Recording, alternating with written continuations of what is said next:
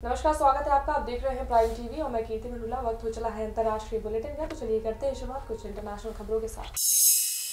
उत्तर पूर्वी मैक्सिको में टेक्सास सीमा के पास संदिग्ध ड्रग्स तस्करों और सुरक्षा बलों के बीच मुठभेड़ में 19 लोगों की मौत हो गई। टेक्सास सीमा स्थित कोहिला सरकार ने रविवार को इस बात की जानकारी दी। हालांकि अधिकारियों ने पहले बताया था कि गोलाबारी में 14 लोगों की मौत हुई है। मारे गए लोगों में 4 पुलिस अधिकारी, 2 आम नागरिक सहित 13 संदिग्ध ड्रग्स तस्कर शामिल हैं।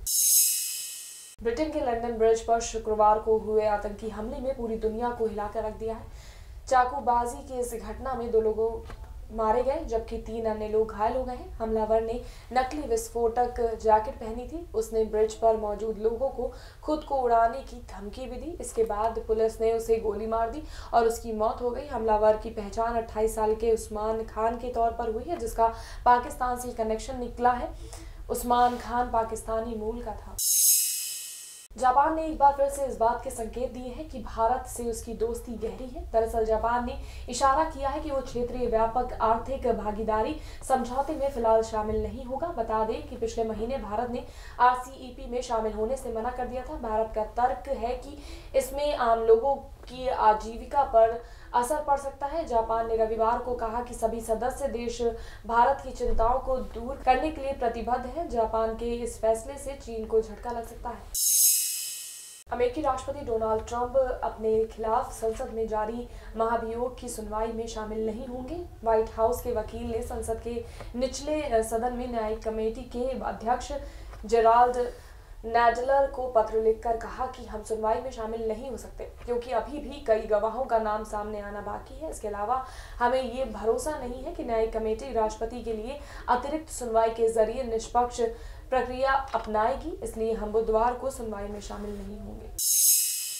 चीन के 46 साल वर्षीय झू जोंगफा के शरीर में 700 से अधिक परजीवी टैपवर्म पाए गए हैं। ये दिमाग और गुर्दे तक पहुंच चुके हैं। पेशे से मजदूर झू को कई बार दिमागी दौरे पड़ने के कारण हॉस्पिटल ले जाया गया।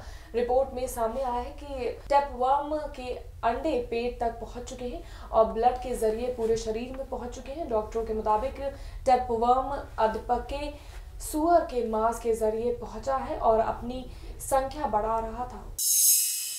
अफ्रीकी देश पूर्वी बुर्किना फासो के एक गिरजाघर में रविवार को हुए हमले में कम से कम 14 लोगों की मौत हो गई।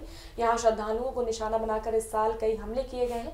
एक सरकारी बयान में कहा गया कि नाइजर से लगती सीमा के पास हैंतोकूरा शहर में रविवार की प्रार्थना के दौरान हथियारों से लैस अज्ञात लोगों ने प्रोटेस्टेंट गिरजाघर पर हमला किया। सुरक्षा सूत्र ने बताया कि सैनिक हमलावरों की तलाश कर रहे हैं। हमलावर घटना को अंजाम देकर स्कूटर से फरार हो गए थे। पाकिस्तानी प्रधानमंत्री इमरान खान ने वादा किया है कि उनकी सरकार जल्द ही विश्वविद्यालयों में स्टूडेंट यूनियन बनाने को मंजूरी दे सकती है, लेकिन इसके लिए कुछ शर्तें लगाई जाएंगी। पिछले कई हफ्तों से पाकिस्तान की अलग अलग यूनिवर्सिटी में छात्र सरकार के खिलाफ आंदोलन कर रहे थे, जिसके कारण कामकाज ठप पड़ा था। अब इमरान ने छात्रों को आश्वासन दिया है, साथ ही साथ तंज भी कसा है।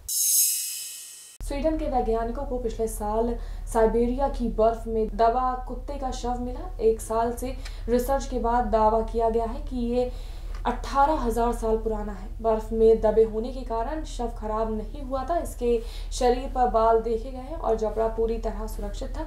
इसकी खोज वैज्ञानिक लव डेलिन और डेव स्टनन ने की। उन्होंने बताया कि हमने जब कुत्ते के शव को देखा तो हैरान रह गए। ये कुत्ता और भेड़िए की मिश्रित प्रजाति की तरह है। इसे डॉगर नाम दिया गया। दुनिया में ऐसे बहुत से लोग हैं जिनके दिन की शुरुआत एक कप चाय के बिना नहीं होती। रोजाना काम पर जाने से पहले हमें एक कप चाय की जरूरत महसूस होती है। कई लोगों के लिए चाय एक टॉनिक की तरह काम करती है। इसी तरह इस घोड़े का दिन भी बिना चाय के शुरू नहीं होता है। इस घोड़े का नाम जैक है, जो पिछले 15 सालों से इंग्लैंड के मर्सीसाइड पुलिस विभाग में काम कर रहा है। वो रोजाना काम शुरू करने से पहले एक कप चाय पीता है।